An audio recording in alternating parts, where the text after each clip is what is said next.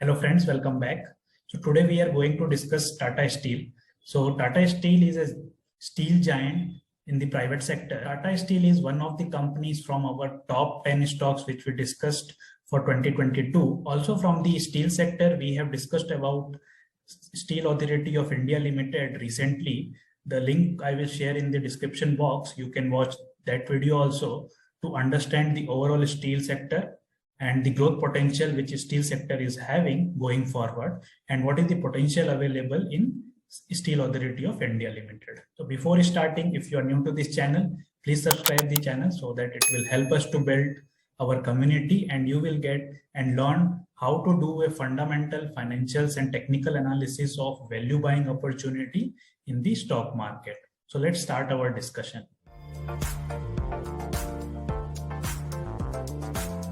Few reasons to choose Tata Steel for our discussions are they are showing a consistent growth as far as their financials are concerned, and they are reducing their debt from the last few years. That is from the financial improvement perspective. The second reason is steel sector is currently available at a very undervalued valuation, and that we will be going to discuss in our financial analysis. So going forward, with a huge demand from the market and the GDP growth, the company like Tata Steel will grow immensely from next 5-10 years. So that is why we choose Tata Steel for our discussion. So now let's discuss about the overall steel sector. So I have identified few of the report for you for our today's discussion. So let me share with you. This is one of the report which talks about the overall steel sector and which is published by World Steel Association. So if you can see the major steel producing countries in 2019 and 2020, so China stands at rank 1 with a total steel producing capacity of 1000 million tons per annum, and India ranks second with a total steel producing capacity of 100 million tons per annum. So if you can see the total steel production as far as the world production is concerned, the world production of steel stands at 1878 million tons per annum, and out of 1000 million tons per annum is produced by China, which is equivalent to 56 to 60%. Look at the left table, which showed us the top steel producing companies in 2020. Tata Steel Group stands at rank number 12 with a total steel production of 28 million tons per annum. As far as the Indian steel production is concerned, Tata is the steel giant and the largest steel producing company in India.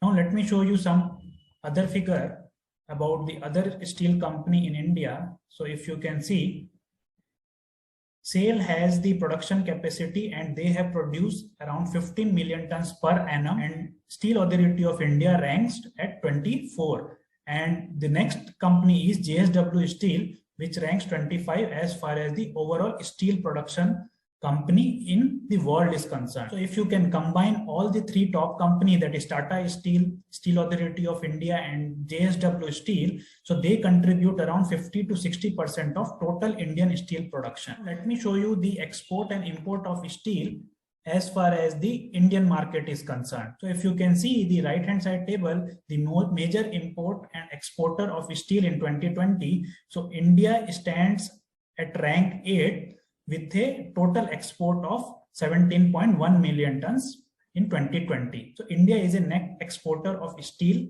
and if you compare it with the last 5-10 years, we were importing steel to a great extent because of the high demand in the infrastructure sector.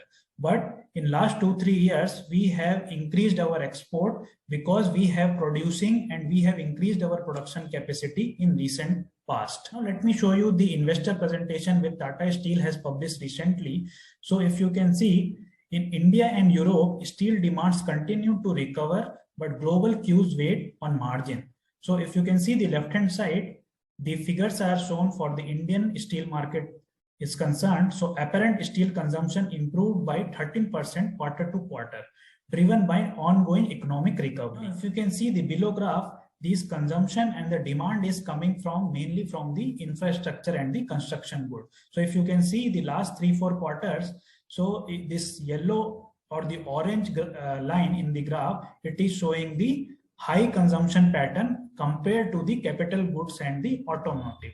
So overall demand is coming from the infrastructure sector. Demand and the consumption of automotive sector has recently decreased because of the semiconductor shortage which we are facing globally. Now let's talk about the last 3 quarters or the 9 months of performance of Tata Steel is concerned. So if you can see the short-term target for the FY 2022 they have set, and they have able to achieve those targets. They have reduced their net debt to EBITDA, which is less than 1. So consistently they are reducing the debt in the last few quarters, and currently if you can see their consolidated EBITDA, that is the operating profit, stands at 48,655 crore, and they have generated a free cash flow of 13,214 crore. So in last few quarters they are consistently generating a free cash flows, and they are consistently reducing their debt. You can see gross debt has decreased to 72,000 crore, which was more than 1 lakh crore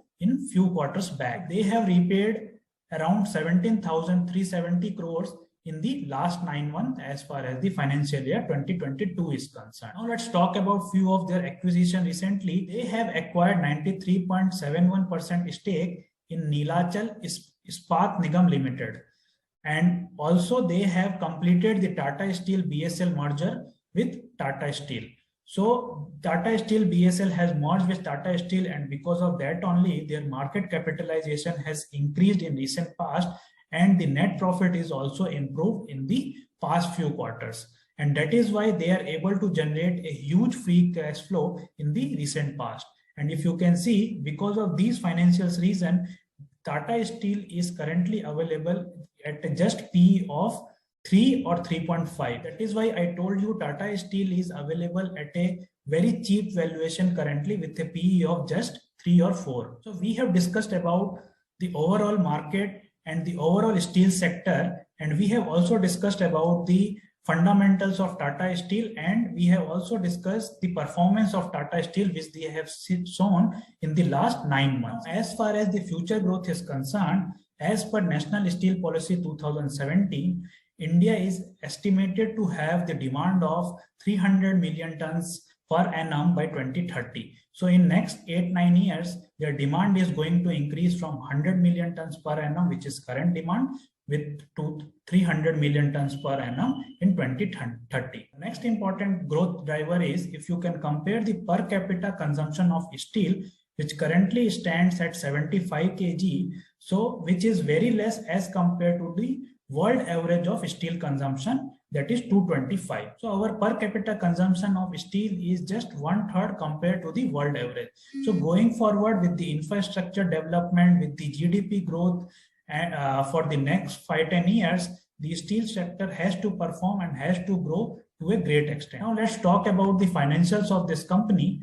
So let me take you through the financials of Tata Steel, and let me show you how this company has performed in the recent past. So as far as the market capitalization is concerned, Tata Steel is the second largest steel company in India with a market cap of 1,53,200 crore. So JSW Steel has the market capitalization more than Tata Steel, but as far as the steel production is concerned, Tata Steel is the largest steel producing company in India.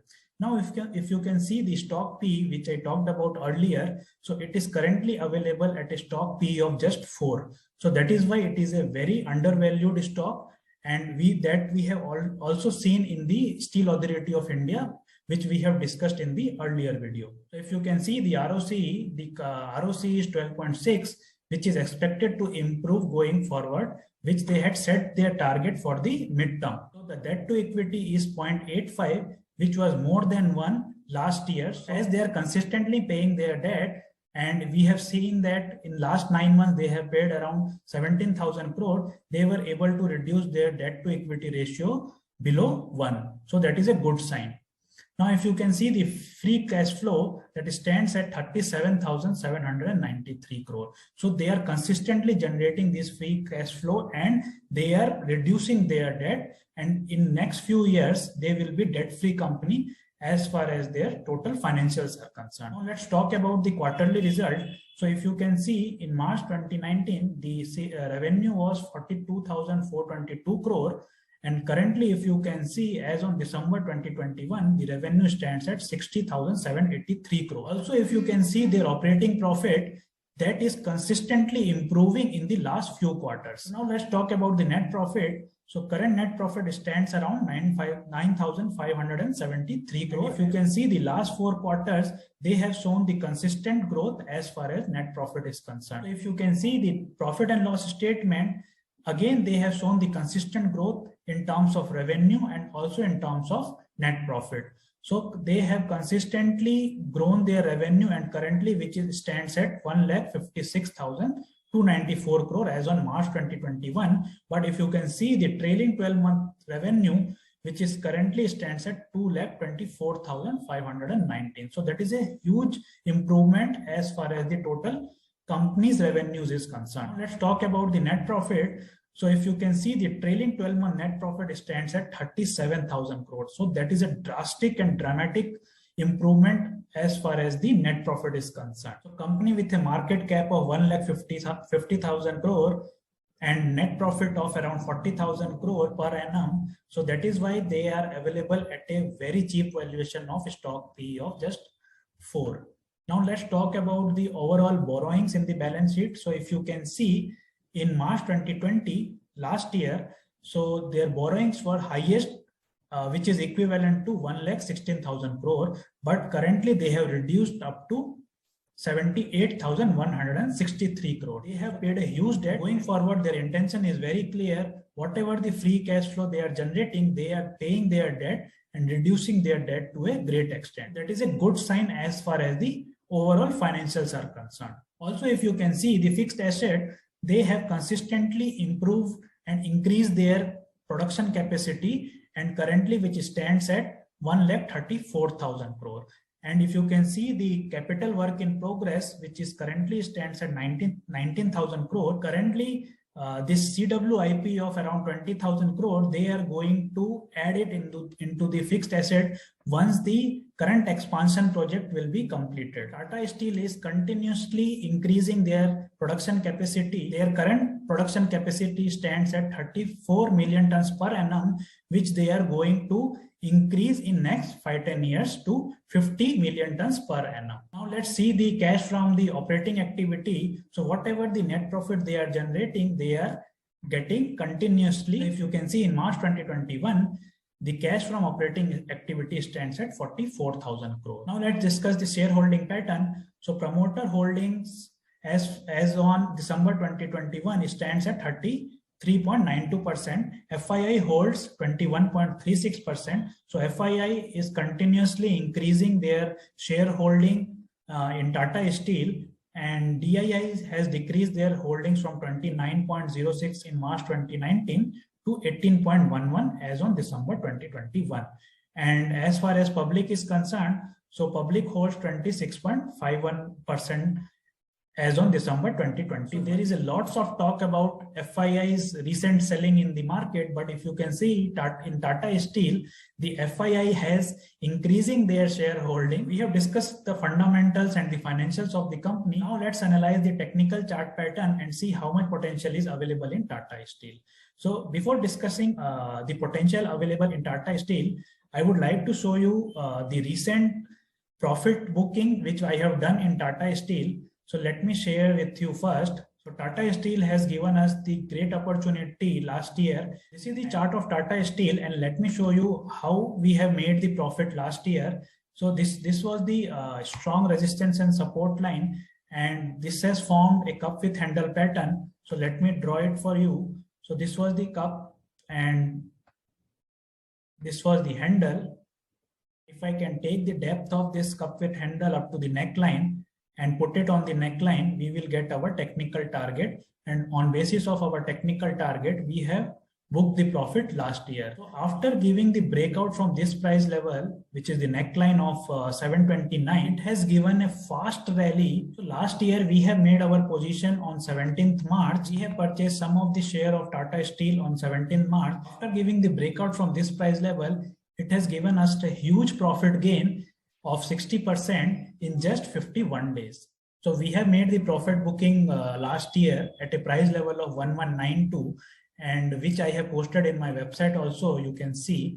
So this is the Tata Steel, and we have purchased on 17 March 2021 at a price level of 704, and we have sell on 7th May 2021, and in just 51 days we had made 68%, and we did the profit booking in Tata Steel. Now let's talk about the potential available in Tata Steel. If you can see, Tata Steel has posted the all-time high price level of 1534 on 16th August 2021. After posting the all-time high price of 1534, the stock price has corrected by around 30%. So this 30% correction has given us the opportunity to make our position in Tata Steel and make some money from this stock. So if I can take the price level from current price level of 1251 and draw it up to the all-time high price level, the potential available is 22%.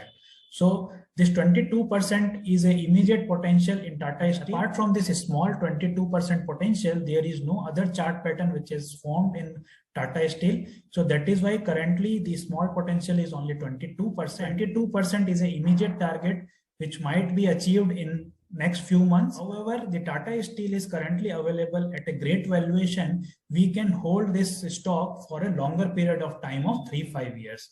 So currently I have invested in Tata Steel for this 22% gain as far as my swing trading is concerned. Also, I have invested for a long time and a long horizon of 3 to 5 years. So I am a buyer in Tata Steel from short-term perspective also and long-term perspective also. The reason of investment is very simple. Tata Steel is showing a consistent growth as far as revenue and net profit is concerned. And the second is it is currently available at a very cheap valuation of stock PE of just 4. And also they are consistently reducing their debt and improving their debt to equity ratio. Two other points are they are consistently generating the free cash flow, and they are consistently building and increasing their production capacity. They have a clear expansion plan going forward for next few years, and they are going to increase their production capacity from 34 million tons per annum to 50 million tons per annum in next 5 years. As far as future growth is concerned, as steel sector and the infrastructure sector has a direct correlation with GDP growth, with a GDP growth of double digit going forward, steel sector will be growing at double digit only. As Tata Steel is a market leader in the steel sector with a growing per capita demand and the steel demand in near future, Tata Steel will grow in a double digit going forward. So those are the simple reason on basis of which I have invested in Tata Steel. When I am saying I am a buyer in Tata Steel, this is not a buying or selling recommendation. Kindly do your due diligence before investing in the stock market. So I hope you have liked this video. I will see you in next video. Thank you.